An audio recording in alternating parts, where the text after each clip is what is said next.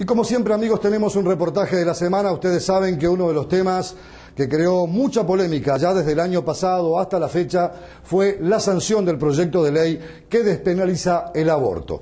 Para este cometido hemos conversado con el diputado del Partido Independiente, Iván Posadas, quien fue el promotor de una salida legislativa que permitió sancionar en la Cámara de Diputados este proyecto de ley que ahora vuelve al Senado para que el Senado lo acepte tal y como viene de la rama baja parlamentaria o lo rechace. También tendremos la palabra del diputado Javier García, que ha sido un férreo opositor a la idea y a la concreción de un proyecto de ley que despenalizara el aborto. Lo repasamos. Amigos, como siempre en el reportaje de la semana, esta vez no quisimos dejar de lado uno de los temas centrales que ha sido y seguirá siendo seguramente objeto de debate. La despenalización del aborto ha sido un punto central en la discusión de toda la sociedad uruguaya. Estamos con el diputado Iván Posadas del Partido Independiente, que arbitró una serie de mecanismos que, entre otras cosas, permitió que él votara esa norma, pero que hubiese también otras personas que se comprometieran a intentar buscar una solución desde el punto de vista legal que contemplara aspectos claves en el derecho a la vida, la decisión de la mujer. Un tema altamente polémico, diputado. Muchísimas gracias por recibirnos. Un gusto. Y no estamos haciendo nada diferente si le decimos que usted ha sido un poco el fiel de la balanza que permitió que este proyecto llegara ahora a esta cristalización, aunque pase ahora al Senado. ¿Cuál es su impresión? Pasado ya algunas horas de este debate a nivel de diputados, cuando hay gente que no ha estado totalmente de acuerdo, si bien sí se sumó a votar esto, o colectivos como los que hicieron la performance fuera del Parlamento, que dicen que discuten básicamente esta norma, algo que para usted fue central, esa especie de comisión arbitral, para que una mujer tenga que presentarse antes de tomar esa decisión. ¿Cómo lo lee? A ver, en primer lugar, digamos que esto es un equipo interdisciplinario que presta un asesoramiento, que en realidad da información para que la mujer asuma su decisión de la forma más libre y responsablemente posible.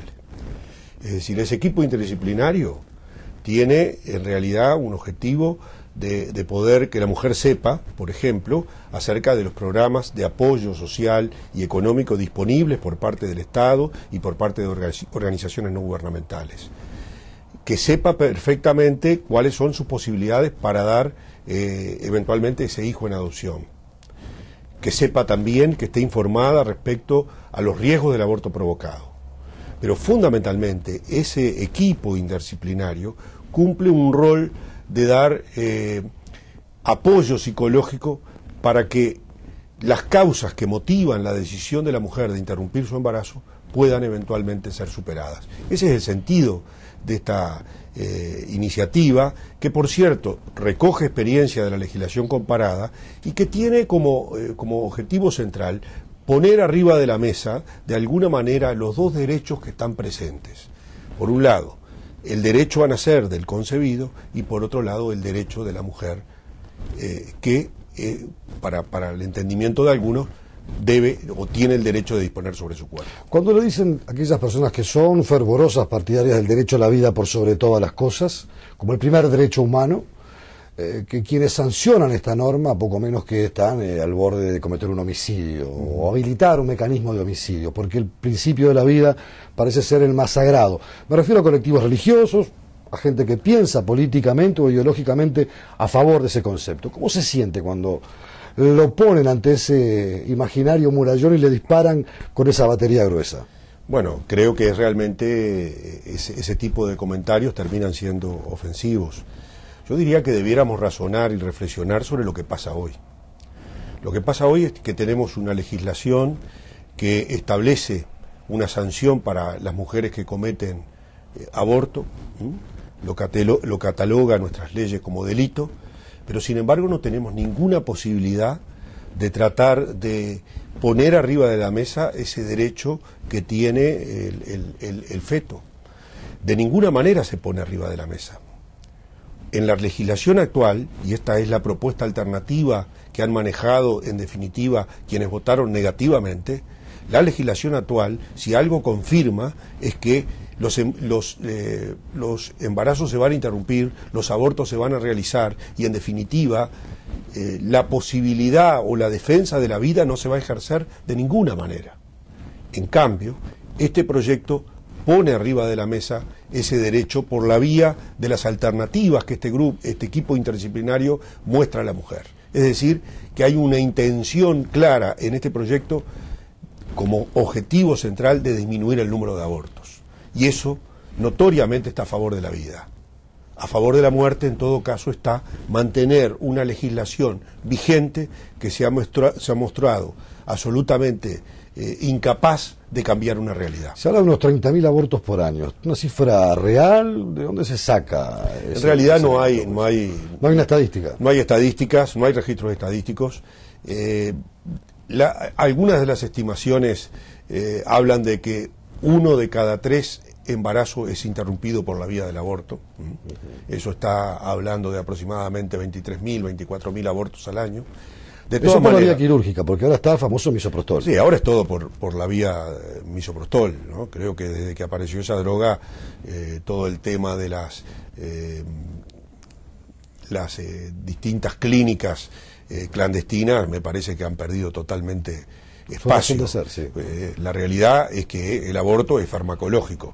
Ahora, está claro que esta opción que se plantea va en un sentido de posibilitar que se dé una respuesta a una realidad que en Uruguay, supongamos que sean 20.000 abortos que se practican al año, en un país que nacen 47.000 niños al año. Bueno, es dramático.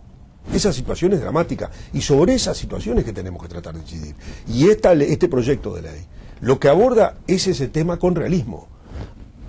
Parte de una realidad, de que esa realidad existe, de que esas interrupciones de vida se producen y trata de intervenir de alguna manera a través de esta instancia de un equipo interdisciplinario para tratar de incidir en esa realidad y cambiarla.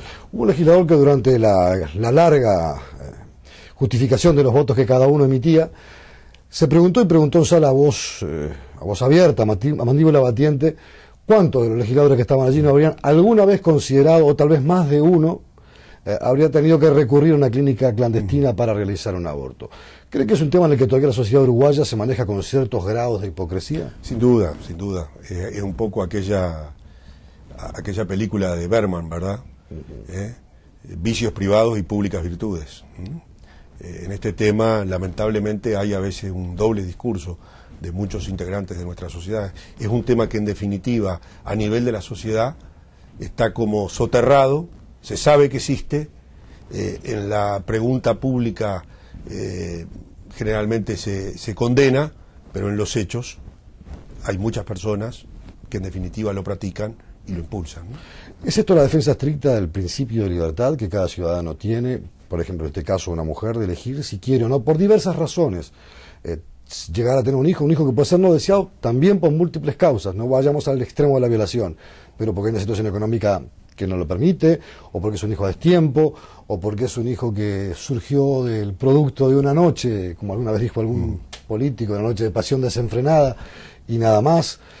¿Esa libertad existe, se defiende? ¿El Uruguay es principista en esto? ¿Marca caminos? ¿Cómo debe leerse? A ver, yo creo que el proyecto lo que trata es de equilibrar esos distintos valores que están en pugna, ¿no? Y de hecho trata que esa decisión que toma la mujer sea una decisión lo más libre, responsable y conscientemente tomada.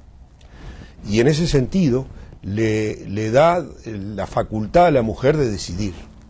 Y me parece que si queremos realmente cambiar una realidad como la actual, esa actitud de parte de la ley, ese concepto de parte de la ley de la libertad en última instancia de la mujer, tiene que ser preservado, porque de otra manera nadie concurriría a una institución de asistencia médica a plantear su decisión primaria. Nadie lo haría. Tomaría la decisión a través del acceso al mercado negro de la droga del misoprostol, del medicamento del misoprostol, y a partir de allí se haría el aborto por su cuenta. Entonces, creo que si queremos realmente dar la oportunidad de cambiar una determinada realidad, bueno, tenemos que aceptar que en definitiva, al final de cuentas, la decisión debe ser de la mujer. Esto tiene costo político, es una pregunta que siempre hay que hacerse. Porque usted ahora, o los legisladores, lo digo usted porque estamos conversando con usted, pero quienes votaron a favor de este mecanismo, mañana pueden ser sometidos a un cernidor de una visión religiosa o filosófica o hasta incluso política e ideológica. ¿Se calculan riesgos cuando se toma una decisión de esta naturaleza? Mire, yo le digo una posición que siempre he asumido en materia política y no de ahora, de toda la vida. Yo descreo en las visiones que son maquiavélicas, en el sentido de que hay que sopesar cada vez que uno toma una decisión cuánto gano y cuánto pierdo. Yo creo que uno tiene que tomar las decisiones en función de las convicciones. Es más, mi convicción desde el punto de vista ético es de rechazar el aborto. Creo que es una práctica desdeñable, pero también, como legislador, tengo una obligación de actuar con responsabilidad y tratar de legislar para el bien común, para que la sociedad sea más armoniosa. Y desde ese punto de vista, lo que me impulsa a votar y en realidad a proponer un proyecto como el que se aprobó, es porque creo que es la forma de cambiar una realidad que en todo caso es negativa. Nosotros tenemos la obligación de construir el bien común.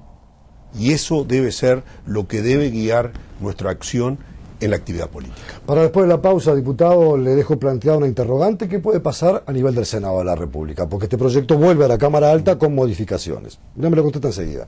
Ya venimos.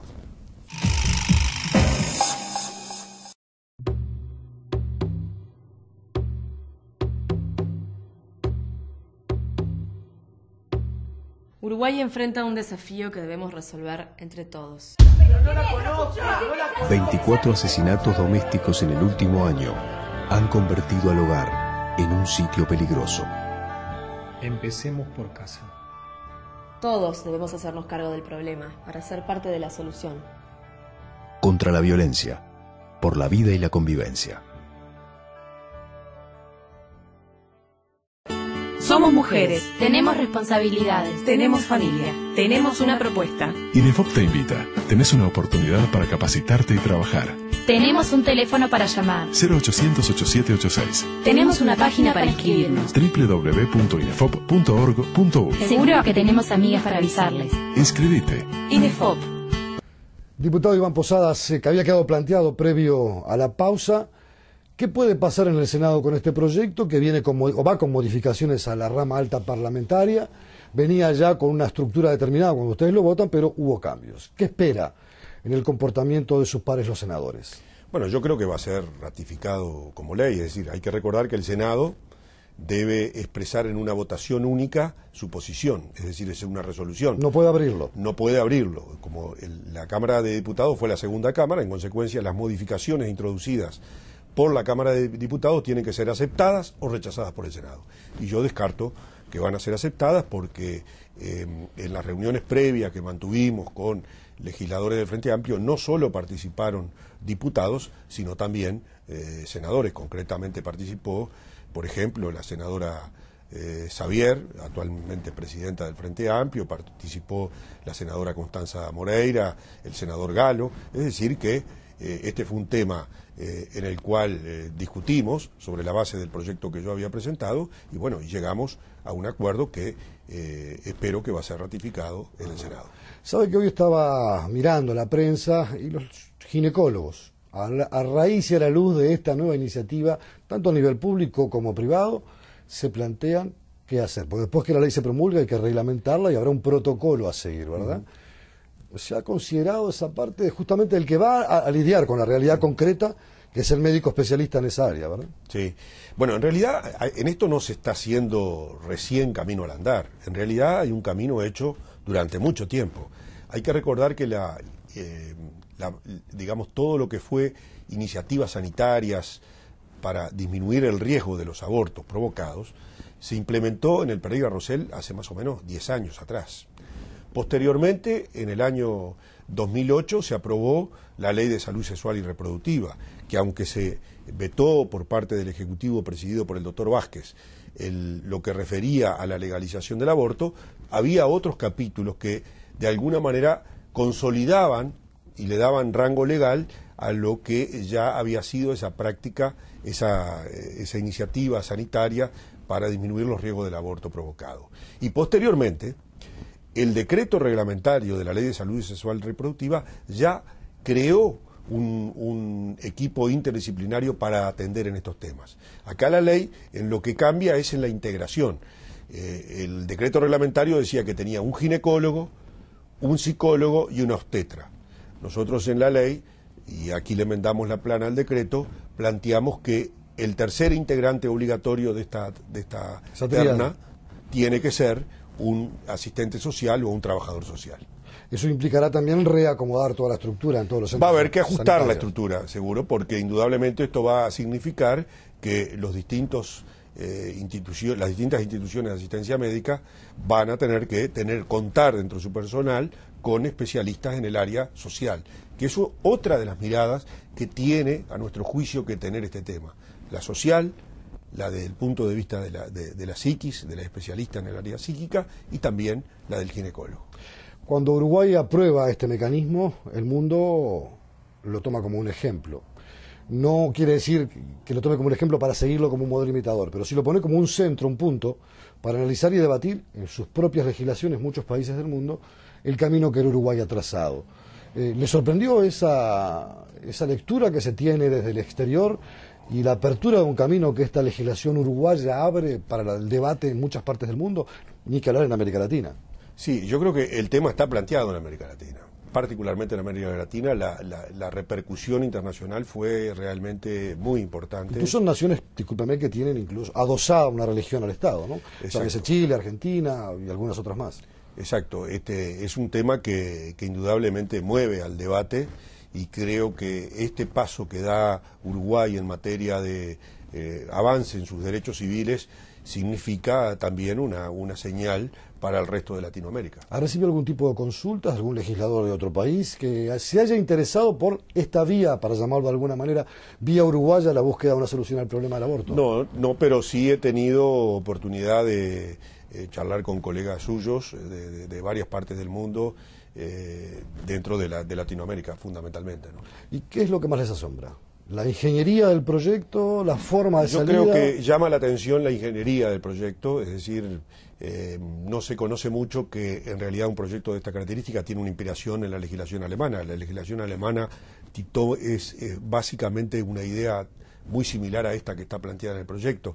Y como no es lisa y llanamente una legalización del aborto, ese aspecto en particular llama la atención, sobre todo porque se entiende que claramente para un país como Uruguay, que tiene una baja tasa de fecundidad, el hecho de disminuir los abortos provocados debe ser un objetivo.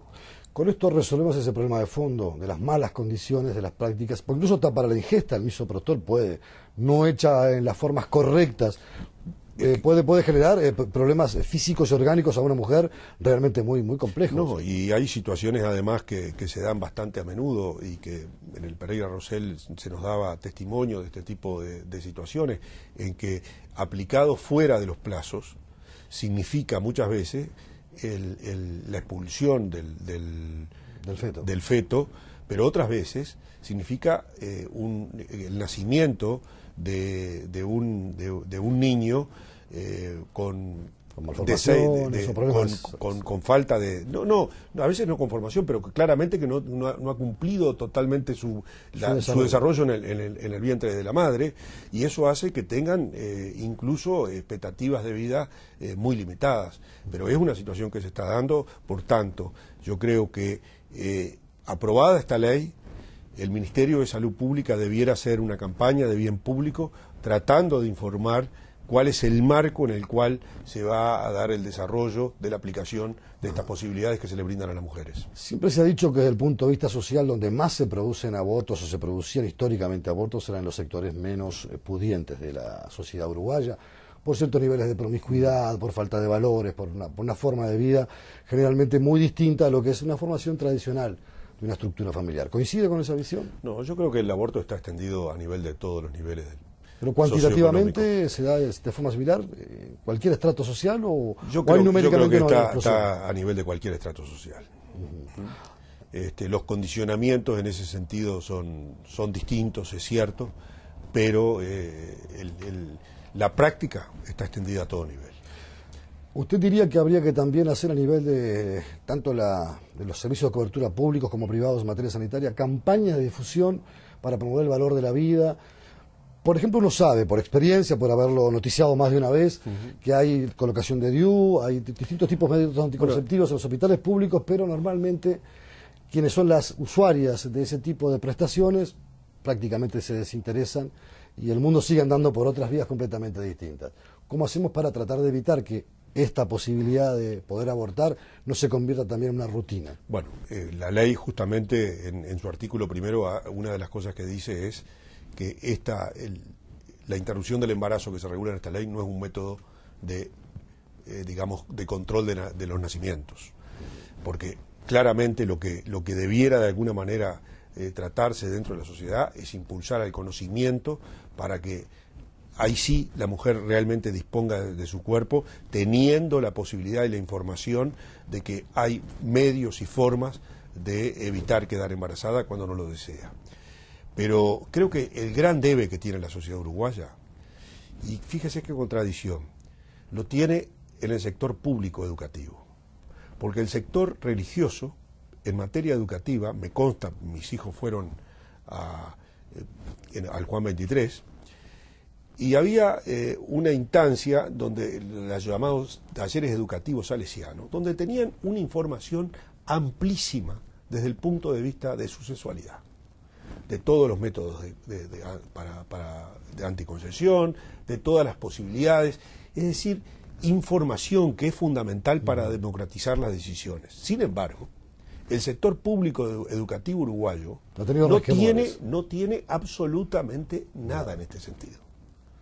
Y cada vez que se plantea, estos son de las cosas insólitas, cada vez que se plantea tratar de incorporar la educación sexual común en el ámbito liceal, que sería el adecuado para que realmente tuvieran toda la información, se genera una discusión, un debate absolutamente insólito. Sin embargo, las instituciones religiosas, privadas, han resuelto este tema con total naturalidad y creo que le dan una información realmente sustancial a los jóvenes que participan de estas instancias educativas, que les permite asumir con responsabilidad el mundo al cual se enfrentan.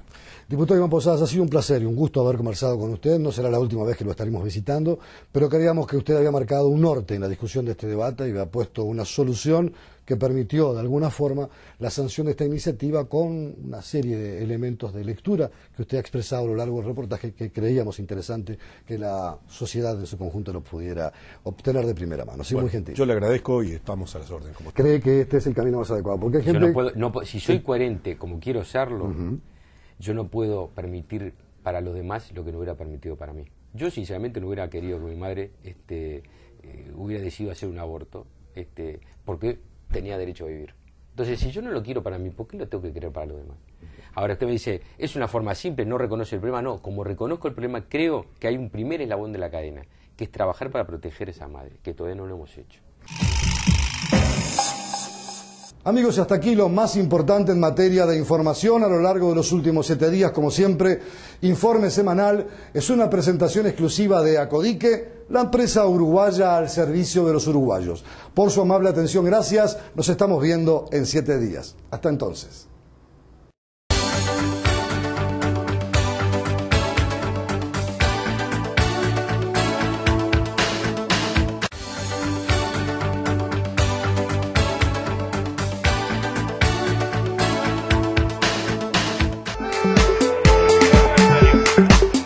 Usted está viendo TVUY.com, el canal uruguayo diseñado para Internet.